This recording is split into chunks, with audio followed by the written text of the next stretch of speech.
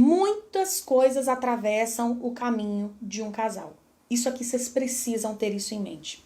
Marisa, a sensação que eu tenho é essa mesma. Gente, um homem e uma mulher se tomam como homem e como mulher e eles enxergam só uma partezinha do futuro.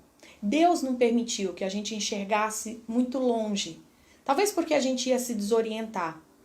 Não sei por que Deus quis fazer assim. Eu sei que Ele manda nisso aqui tudo e Ele fez assim e cabe a nós sermos humildes e dançar conforme a música. E a música, ela toca assim de tempo em tempo. Então a gente tem condições de enxergar só os próximos quilômetros da jornada. Então, muitas coisas que o casal não esperava vão atravessar no meio do caminho. Então, todo casal precisa, lá no fundo do seu coração, estar preparado para esses atravessamentos. Então, quando a gente está muito fantasiosa, né, quando a gente acha que não tem, que o nosso casamento não deveria ser abalado por nada, que os filhos tinham que vir sem nenhuma demanda especial, que o sistema familiar dele e o meu, né, viessem muito perfeitinhos, não intromissão, e nada disso. Todo casal. Então, por que eu tô te falando essa verdade? Porque quando você entende que qualquer casamento vai passar por atravessamento, ou seja, coisas vão passar ali na frente desse casal e atropelar e atrapalhar a viagem deles, você precisa acreditar que todos os casais passam por atravessamentos. E conforme a ciência dos relacionamentos de casal nos ensina, ela nos ensina o seguinte, e aí vocês podem abrir aspas, muitas coisas atravessam a vida de um casal, fecha aspas.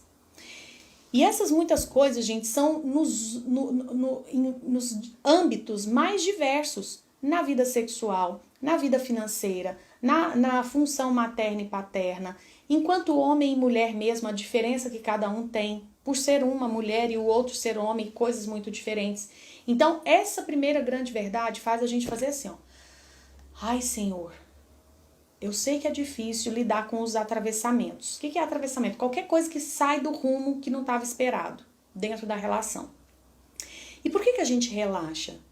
Porque a gente até então, a gente é tão metida, tão arrogante, que a gente acha que os problemas só acontecem no nosso casamento.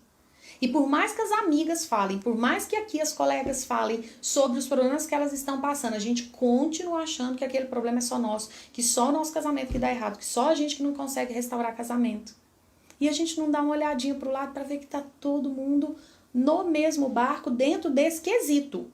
Dentro do quesito atravessamentos. Então você vai anotar aí no seu caderno. Todo casal passa por atravessamento. E não são poucos ao longo de uma vida longa. Qual é o casal que tem poucos atravessamentos? O casalzinho curto. Casalzinho de vida curta. Então, o casalzinho que fica junto um ano, realmente, não tem muito atravessamento. Não deu tempo. Mas se o casal ficar e for aquele casal real, não é aquele casalzinho da revista Caras, que parece estar sempre de férias.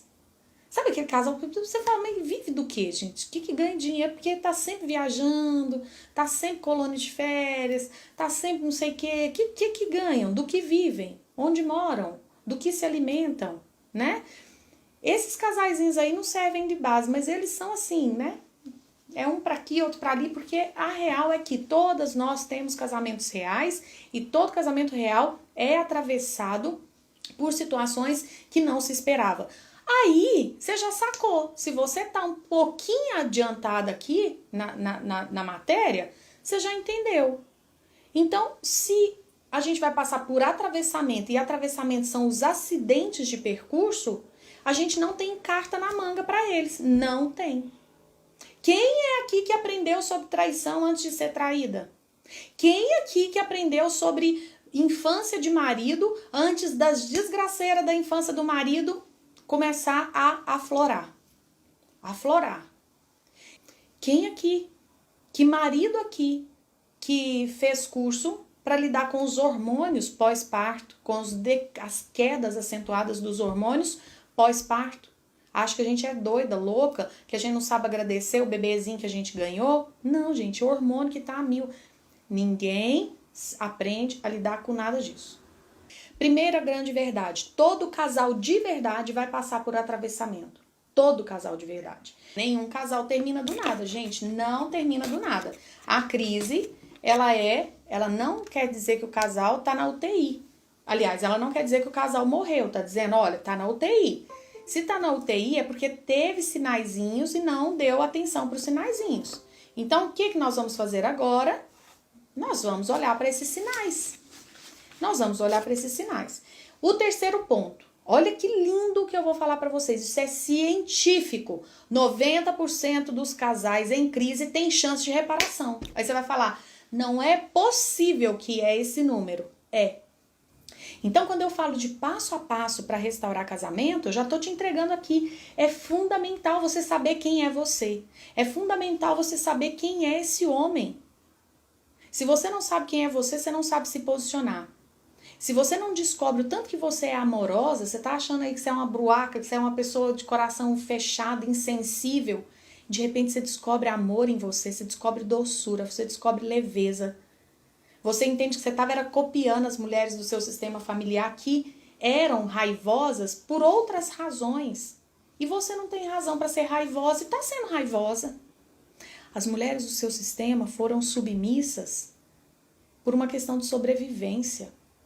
Por isso que elas gostavam de ser submissas. Sabe por quê? Existia uma troca.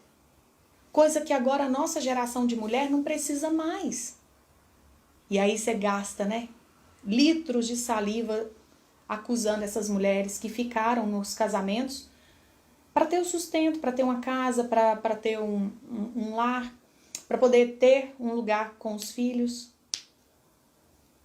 E aí você não entende que existia ali uma troca que para elas estava ok. E se não está ok para nós, na modernidade, que trabalhamos, que temos nosso dinheiro, a gente só faz um pouquinho diferente, não precisa ficar, né, acusando. E aquelas mulheres de antigamente, blá, blá, como muitas fazem, infelizmente.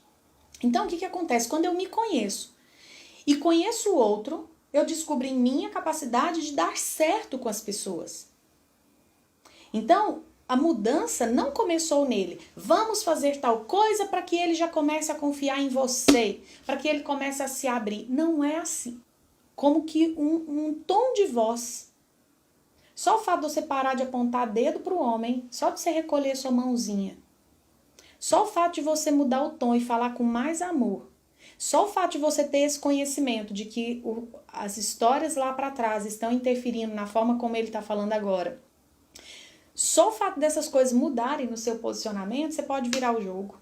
Então, quando eu falo que 90% dos casais têm chances, é porque vocês estão achando que a coisa é assim, você tem que mudar, você tem que virar da água pro vinho. Você acha que seu homem tem que virar outro homem. O que eu falei de mudança desse homem para que o casamento possa ser restaurado?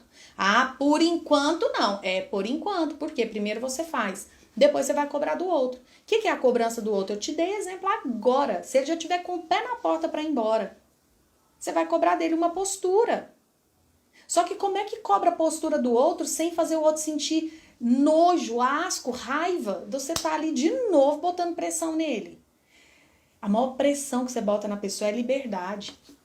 Mas isso que vocês dão pro marido de vocês não é liberdade, é libertinagem. Quando ele fica 2 meses, né? Eu gravei esse 2 meses em casa, 2 meses com a outra, porque foi muito marcante mesmo. Alguém colocou nas caixinhas, né? O que fazer quando o marido fica 2 meses com a amante, 2 meses comigo? Isso é liberdade que ela tá dando? Não, ela tá deixando o homem... isso é libertinagem, ela tá deixando o homem fazer auê, fazer bagunça na vida de no mínimo 3 pessoas se eles não têm filhos envolvidos nessa aí. Posicionamento, mulher, ele exige do outro uma mudança. Não tem como. Da forma como eu vejo posicionamento, é mostrar para o outro que algo não vai bem, que algo precisa de mudança, que você tá ali, que você tá olhando além. E como eu disse para vocês, para minha esposa é levar o marido a lugares que sozinho ele não iria. O seu posicionamento vai exigir do outro posicionamento. Aí você sai da libertinagem pro posicionamento. O outro tem que te dar um posicionamento. Alguém tem que se posicionar nisso daí.